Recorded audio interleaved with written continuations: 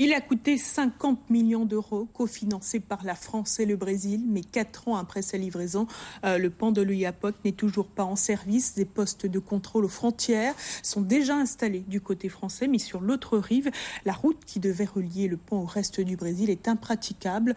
Nos confrères de France 3 se sont penchés sur cette situation. Ubuesque reportage.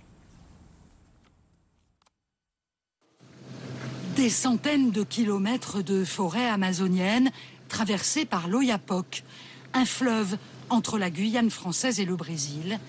Et soudain, un pont, à Auban s'il vous plaît. 82 mètres de haut, près de 400 mètres de long. Un pont désert, un pont aujourd'hui inutile.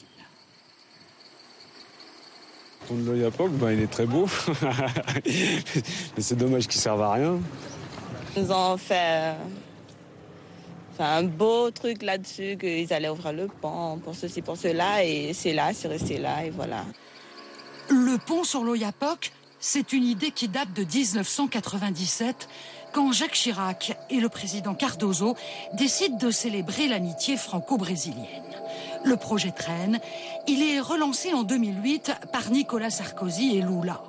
Coût des travaux, 50 millions d'euros et achevé en 2011. Problème, côté brésilien, aujourd'hui encore, toujours pas de route. L'ouvrage aboutit dans la forêt. La France, elle, a déjà construit des postes frontières. Depuis 4 ans, 25 policiers surveillent le pont pour que surtout, il reste inutile. Nous sommes en charge de la surveillance de tous ces bâtiments, bien entendu, du contrôle du pont, c'est-à-dire que pour que personne ne puisse, pour le moment, emprunter ce pont, car le pont n'est pas ouvert à la circulation. Donc en fait, cette voie d'accès, pour l'instant, n'est pas utilisée. Donc nous filtrons, bien entendu, ça n'est jamais arrivé, mais si des personnes venaient à se présenter en empruntant le pont venant du Brésil, bien entendu, nous les refoulerions immédiatement au Brésil.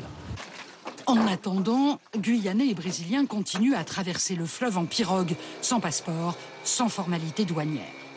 Attirés par la perspective d'un pont, près de 3000 personnes sont venues s'installer dans la petite ville mitoyenne de Saint-Georges.